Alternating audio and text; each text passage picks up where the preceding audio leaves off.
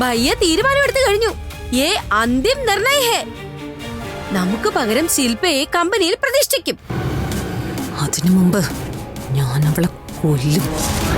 അവൾ മാത്രമല്ല, മമ്മിയെ ചതിക്കാൻ കൂട്ടുനിന്ന ആ സ്ത്രീ അവരും ഇല്ലാതാവണം.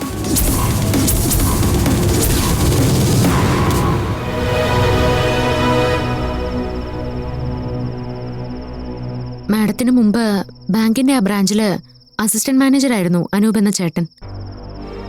മാനേജറായിട്ട് പ്രമോഷൻ കിട്ടിയ ഇവിടുന്ന് പോയത്. ഓക്കെ മാഡം, എങ്ങനെയെങ്കിലും ആ ചേട്ടന്റെ ഫോൺ നമ്പർ ഒന്ന് സംഘടിപ്പിച്ച് തരണം, അത്യാവശ്യം. ആ ശരി. ആ മോളെ, നിനക്ക് ജോലി ശരിയാക്കി തരാന്ന് പറഞ്ഞിട്ട് സത്യൻ ഇതുവരെ വിളിച്ചില്ലല്ലോ. അവരൊക്കെ വലിയ വലിയ ആൾക്കാരല്ലേ അമ്മേ. എന്റെ ജോലിയേക്കാളും വലിയ പ്രശ്നങ്ങൾ ഓരോ ദിവസം ഫേസ് ചെയ്യുന്നതാ. അതിനിടയിൽ മറന്നുപോയി കാണും. ഗോപേട്ടൻ നിന്റെ എൻഗേജ്മെന്റിനെ കുറിച്ച് ഡേറ്റിന് മുൻപ് നീ ഇവിടുന്ന് പോണം.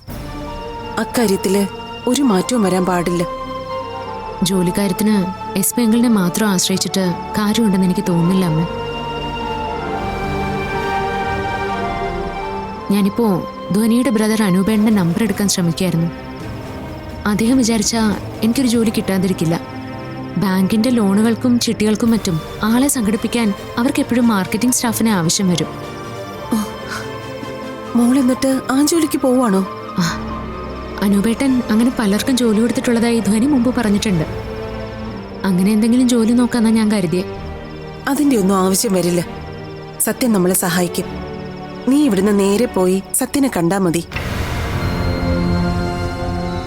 ജോലി ചെയ്യുന്നത് എവിടെയായാലും എസ് പി അങ്കിളിനെ എനിക്ക് കാണണം. എൻ്റെ അച്ഛൻ്റെ വീട്ടുകാർ എവിടെയാണെന്നും എനിക്ക് രക്തബന്ധമുള്ള ആരൊക്കെ ആ കുടുംബത്തിലുണ്ടെന്നും എനിക്കറിയണം. എൻ്റെ അച്ഛനെ ആരെങ്കിലും മനഃപൂർവ്വം ഇല്ലാതാക്കിയതാണെങ്കിൽ എനിക്കത് കണ്ടുപിടിക്കണം.